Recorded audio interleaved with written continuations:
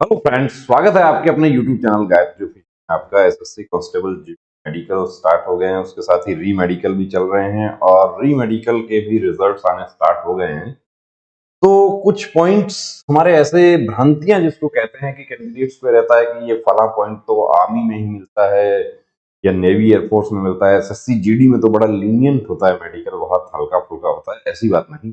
Points जो है वो मेडिकल गाइडलाइन वही है जो होम मिनिस्ट्री का मेडिकल गाइडलाइन है, वो आर्मी का मेडिकल गाइडलाइन या मिनिस्ट्री ऑफ डिफेंस का जो मेडिकल गाइडलाइन है उसी को फॉलो करते हैं वो भी। अब एक कैंडिडेट के देखिए कुछ पॉइंट्स, नॉर्मल पॉइंट्स आपको दिखाते हैं। 3 पॉइंट इनको मिले हैं, ये आप देख रहे हैं। क्या पॉइंट है? तो ये पहला पॉइंट जो है इनका हेमेटूरिया। ये क्या है? तो ये हेमेटूरिया है कि यूरिन में ब्लड एक बहुत ही, तो कहते हैं कि न दिखाई देने वाली ऐसी स्थिति होती है कि आपको भी नहीं पता चलता, और जब उसका माइक्रोस्कोपिक का यूरिन का टेस्ट होता है उस समय वो डिटेक्ट होता है। दूसरा पॉइंट क्या है? मर्मर ऑफ हैंड मर्मरिंग, हाथ कब कपाना। कि जब सामने हाथ किया जाता है तो वो इस तरह से कब कपाता है, और ये फिजियोथेरेपिक एक्सरसाइज से ये ठीक किया जा सकता है। ये जो पहला पॉइंट है इनका, इसके लिए ये पहले से अपनी जांच करवाते तो वो डिटेक्ट हो जाता। और यूरिन रूटीन एंड माइक्रोस्कोप, काफी कैंडिडेट्स पूछते हैं कि मुझे किस तरह की जांच करवानी चाहिए यूरिन की। मैं बहुत दूर रहता हूं आपसे, तो आपके यहाँ तो नहीं आ सकता, लेकिन मुझे यूरिन और एक्सरे ये सब बता दीजिए। तो यूरिन का रूटीन एंड माइक्रोस्कोपिक आपको जांच करवानी है।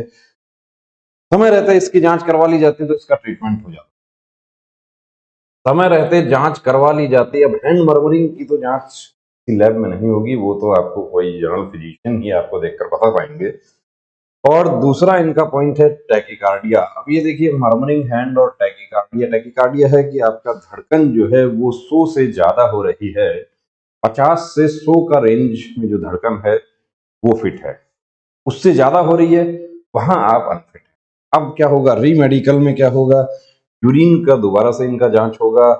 मर्मरिंग ऑफ हैंड में भी ब्लड की जांचें कर ली जाती हैं। एडवांस जो डायग्नोसिस है वो किया जा सकता है। और टैकीकार्डिया जो है उसमें ईसीजी और कार्डियो का ओपिनियन लिया जा सकता है। वो सब इनके फेवर में आ जाता है तो फिट हो जाते हैं। और यदि इनमें से 3 पॉइंट में से कोई एक पॉइंट भी ऐसा हो कि जो फेवर में नहीं है, इनके अगेंस्ट चला जाता है, तो इनकी सारी मेहनत बेकार हो जाती है। कुछ हमारे साथियों ने कहा कि आप तो नाहक ही डराते हैं। डराने की कोई बात नहीं है, जो मेडिकल गाइडलाइन की बात है वो करते हैं। बहुत सारे कैंडिडेट्स ने कहा था कि हैंड मर्मरिंग जो है उसका पॉइंट एसएससी जीडी में नहीं मिलता है। बहुत सारे मैसेज हमारे पास में आते हैं, कमेंट्स। कुछ नेगेटिव भी होते हैं। ये सबसे बड़ा नेगेटिव तो यही था कि 12 से का मेडिकल, और दूसरा नेगेटिव ये था कि री मेडिकल में 15 दिन का समय तो मिलेगा। पिछली था 2015 की गाइडलाइन के अनुसार हो रहा है, 2015 की गाइडलाइन के अनुसार हो रहा है। साथ में उसमें ये भी लिखा हुआ है रिवाइज्ड मेडिकल गाइडलाइन। रिवाइज कब हो गई? 30 मई 2021 को रिवाइज रिवाइज जो हुई, उसी में ये एनेक्सर 1 जोड़ा गया है उसमें। और जो पुरानी गाइडलाइन के जो एनेक्सर्स थे वो हटा दिए गए। अब इसमें एक ही कॉपी में जो अपील जो है वो भी इसी में है। अपील का परफॉर्मा भी इसी में है। अपील, आप इसके साथ ही अपील हो जाती है। अब कुछ हमारे साथी ऐसे भी हैं जो पूछे कि मैं कलर ब्लाइंड हूँ, मुझे प्लेट्स में सिर्फ 2 ही दिखाई दी या 3 दिखाई दी, क्या मुझे जाना चाहिए? क्योंकि ए कैटेगरी का या बी कैटेगरी के पॉइंट्स हैं वो सेम सेंटर पे ना होके किसी दूसरा सेंटर पे भेजा जा रहा है। कि आंख का जो स्पेशलिस्ट जो फैसिलिटी हैं वो कुछ ही सेंटर्स पर हैं हमारे देश में, सीएपीएफ के पास में, सभी सेंटर्स पर नहीं है।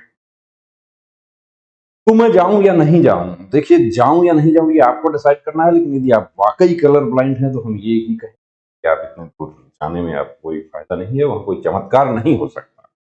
और पॉइंट्स आप सामने देख रहे हैं कि ये हैंड मर्मरिंग का पॉइंट ही हमने आपको दिखाया, इसके लिए वीडियो बनाया है। पॉइंट सभी वही हैं।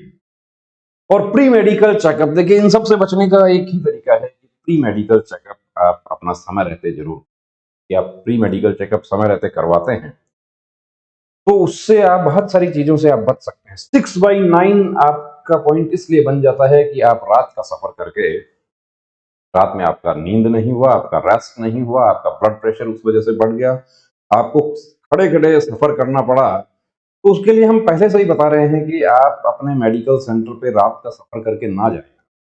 आप मेडिकल सेंटर पे पहले दिन शाम को पहुँचने की कोशिश, तो उससे क्या होगा कि जो पहले दिन के कैंडिडेट हैं, उनसे आपको एक अच्छा खासा रिव्यू मिल जाता है। वो कैंडिडेट्स से बात करने से काफ़ी हद तक आपका जो टेंशन है, वो दूर हो जाता है। और कंप्लीट प्री मेडिकल चेकअप यदि आप करवाते हैं, तो उसके लिए आप हमारे सेंटर पे आप आ सकते हैं। हमारा डिस्क्रिप्शन कॉन्टैक्ट नंबर दिया है, उस पे आप बात कर सकते हैं। Complete medical checkup medical guideline के अनुसार, रेलवे का भी हमारे पास सुविधा है। रेलवे में किस तरह का मेडिकल होता है, वो भी कंप्लीट चेकअप किया जाता है। CAPF, army, Agniveer, air force, navy, coast guard, सभी के गाइडलाइन के अकॉर्डिंग कंप्लीट मेडिकल चेकअप की सुविधा हमारे सेंटर में उपलब्ध है। उसके लिए आप नीचे तो बने रहिए दोस्तों चैनल के साथ। और तमाम हमारे वो साथी जो मेडिकल फिट हो गए हैं, उनको हम बहुत बहुत शुभकामनाएं देते हैं। और जिनको पॉइंट मिल गया है, उनको भी घबराने की जरूरत नहीं है। और जो री मेडिकल फिट हो गए हैं, उनको हताश होने की जरूरत नहीं है।